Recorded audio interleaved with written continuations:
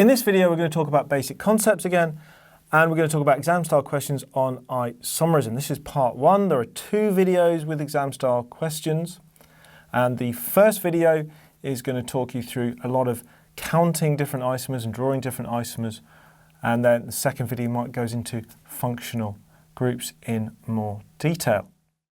So our first one is going to be draw the two structural branched isomers of C5H12O. Very common question, especially if you do the AS exam. Just to remind you, our structural isomer definition, same molecular formula, different structural formula.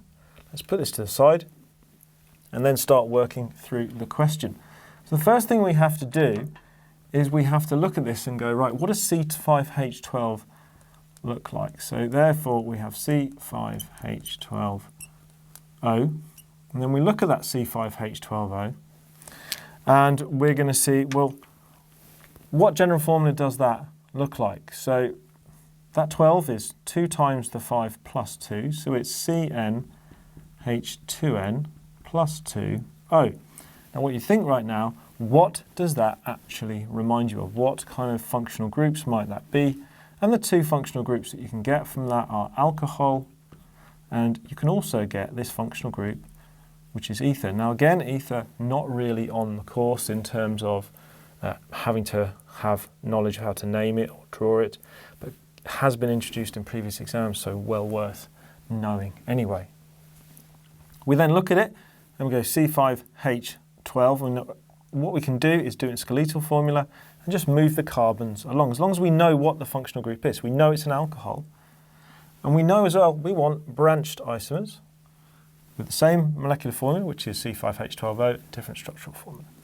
So we start here with our chain. Let's just do a chain and do a chain of 4, not 5, because we need a branch. So there you go, 1, 2, 3, 4. So of the 1, 2, 3, 4, we know it's an alcohol, so we're going to put our alcohol at position number 1. Alcohol at position number 1, and it has to be branched. We've got 1 carbon left because we've used 1, 2, 3, 4. So we can put the methyl somewhere along this chain. We can't put it at position number 1 because that just turns it into pentan-2-ol. It's not branched if you put it there. Just longest chain, it will be pentan-2-ol. So we have to put it at position number 2. So there you go, you have to put your methyl there, and there's your first of the 2 structural branch isomers you can do. Now we're going to do another branch isomer here of this, or chain isomer, and we're going to say, right, let's not have it at 2, let's move it to 3. So we draw it again, and we just put it. There you go, there's your 1, 2, 3, 4. This time put it at position number 3. So we've done 2, and they're definitely branched. If we move it onto 4, it's just a chain, there's no branch, so therefore we can stop there. What we can next do is we can say we can move the OH into a different position. It's still branched, but the OH is in a different position. So here I have, and I want to move the OH, and I've moved it onto position number 2. And now I think, where do I put my actual branch? Well, I can't put it there. It turns it into a pentan, so not branched anymore. But I can put it, for example, I can put it if I just get rid of that. I can put it down here. So I've got a branched, it's an alcohol, so it fits the system. And there is another one. Now I can keep the position, and let's put the 2 back in. I keep the position there at number 2 and just move this branch along. So if I move this branch along and keep the OH at number 2, and there you go. Okay, and all I'm doing is moving around the chains. Now I want to show you this last one. I want to show you ethers. So we've done some alcohols, okay, and try and see if you can draw these, and also move things into different positions and try and name them and things like that. And so you'll notice that, for example, if I move this OH to that position, it would just become this. So a lot of these different structures can look slightly different when they start. When you rotate them, they're the same thing. So practice. give yourself C6H14O and see whether you can do that as well. Now anyway, so let's go on to the ether. So the ether basically is just alkyl groups either side of an oxygen. So I'm going to put one alkyl group, that's methyl, and then I'm going to put 3 the other side. So there's my 3 the other side. I have to count out 5 because there's 5 here, so I'm going to put a methyl here. Now how could you adapt that? Let's do it again. Let's do a methyl this time. Okay, it was on that position there, but now I'm going to put it on the next position along. That would be position number 1, position number 2, because you start from the oxygen. So position 1, 2, and this would be 1, 2. So this would be a 1 methyl, and this would be a 2 methyl. I'll draw one last one for you, and see if you can do it before me. It is an ether. This time, you put 2 on the left, and then you go, there's 2 on the right, so we've got 4, and we need 5. And there you go. So what we've got here is lots and lots of isomers. We went through the general formula. We knew it was an alcohol. Alcohol is a functional group isomer of ethers. So we drew some alcohols, and we kept the position of the OH the same. Then we moved the methyl to get some chain isomers, and then we moved the OH to get this positional isomers with a branch, just like it says in the question. And then we drew some ethers, which also have branches as well. And that's really good practice. So as I said, try and do it with a different molecular formula. Our next question is to state the number of straight chain structural isomers of C5H11Cl.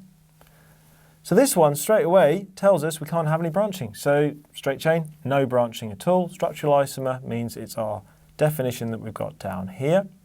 Let's move to the side, and then let's start drawing this out. Now we're going to do it in skeletal because it's much, much easier to do it in skeletal, just like we have done before, and please practice doing it. But if you want to do it in displayed, you can do it in displayed.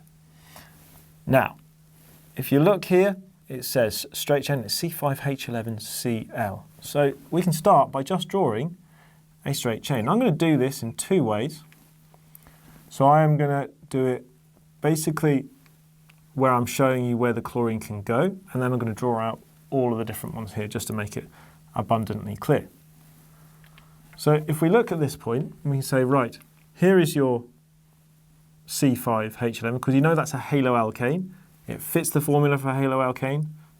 It's almost like an alkane, so basically haloalkane's general formula would be CnH2n plus 1, and then where X, for example, is the halogen, because this could be Br, could be Cl, could be I, and that's how you fit it for. So it fits that. Okay. And then we go here and we say, right, where can we put the chlorines? Because we can't change the chain because the chain is straight. We can't do that.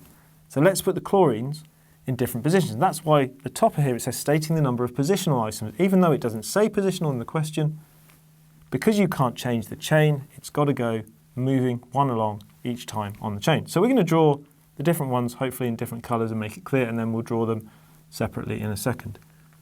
So the first one, we could have it on position number 1.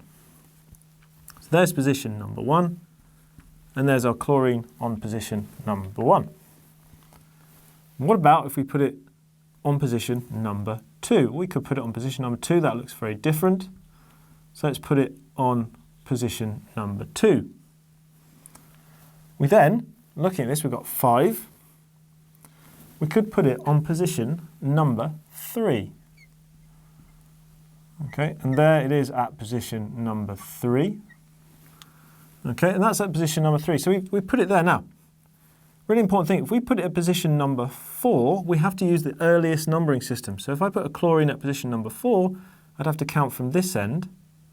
Okay, so it would be 1, 2. So if I put it at position number 4, it wouldn't actually be position number 4, it would be position number 2. So it would be the same as this one here. Now I put this like this, just in case it is a little bit confusing because it's all on the same one. Let's draw each one separately and go from there. So the first one we know we've got 5. There's your 5 carbons, there's your 5 carbons. It will have 11 on it because it fits the formula of haloalkane. And we'll just say, right, okay, let's draw the first one. Cl. So that'd be 1-chloropentane. Then draw another one. This time we put it at position number 2, 2-chloropentane. And then position number 3, 3-chloropentane. And so our answer for the final one is going to be 3 isomers. Okay, and that's our final answer for how many straight chain structural isomers you can get of C5H11Cl. Our next question is about structural isomers, and we're not giving you any specifics of branched, for example, or how many isomers if it has a straight chain, for example, just how many. Okay. Now, this can happen normally in a multiple choice question with 4 different answers, but we're just going to do this here with C5H12 and take you through the process. So let's put that to the side, and let's do the same thing again. So if we're looking at this, we've got C5H12. Go across, look at that general formula, see what it is. So I think this is CnH2n plus 2. So that means I know this is an alkane. Okay, so we have an alkane.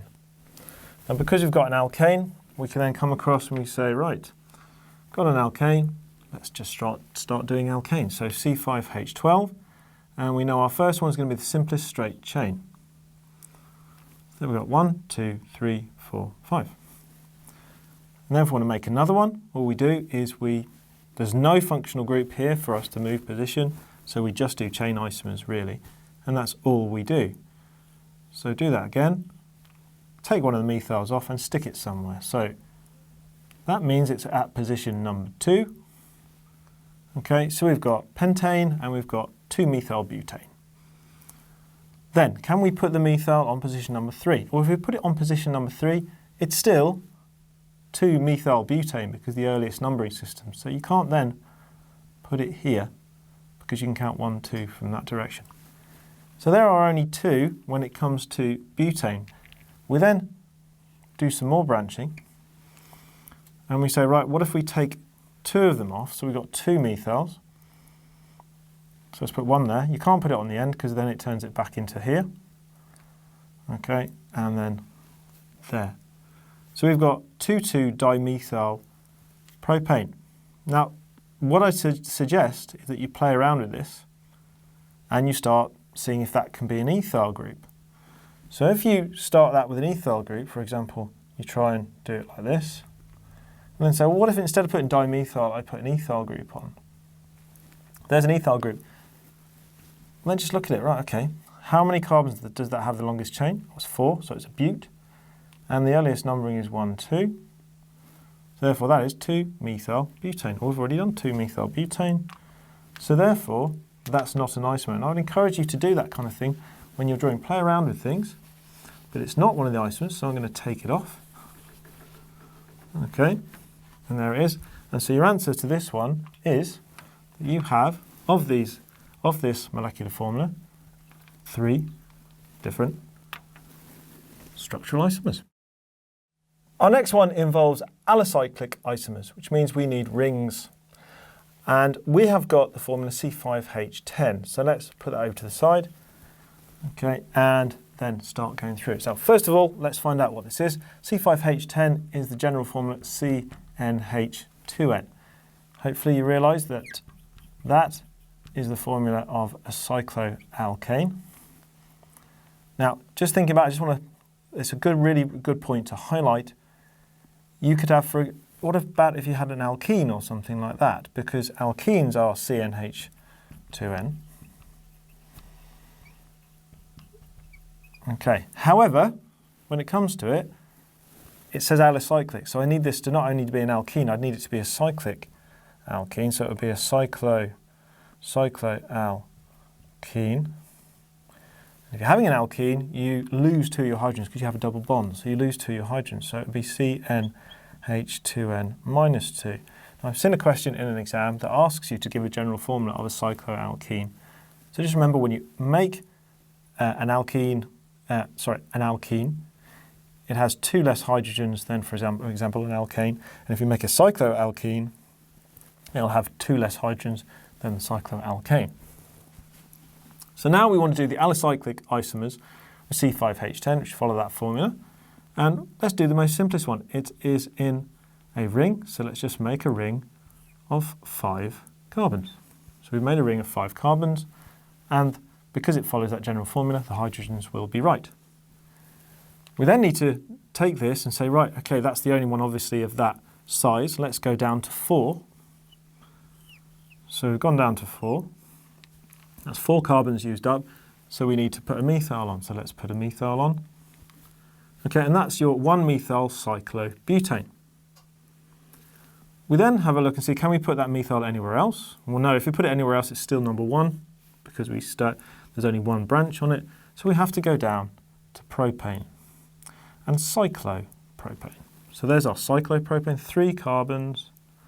So 3 carbons, and there you go. Now it's 5 carbons remaining, so 5 carbons in total, and therefore you've got 2 remaining because you've used up 3. So we could go like this and put a methyl there. And we'd also put a methyl there. That would be position number 1 and be position number 2. But we can change these positions around, and you have to be a bit imaginative. And you have a look there. There's your next one. Well, what if we put it at position number 1, like this, and we put 1 at the same position, because that's still 4 bonds to that carbon, so at the same position. So that would be 1,1 dimethyl cyclopropane. And this would be 1,2 dimethyl cyclopropane. Do you think that's the last one? Because people become unstuck a little bit here. Might be one more. Okay, so what about, you got that again, but instead of doing them as methyls, you did them as ethyl. And that's ethyl cyclopropane. So we've got 5 different isomers just by taking the original, make it into a ring, cut the ring down by 1 carbon, add whatever carbon's remaining, which is 1, cut it down by another carbon, try and arrange the different methyls in different positions, and you'll end up with an answer for this of 5.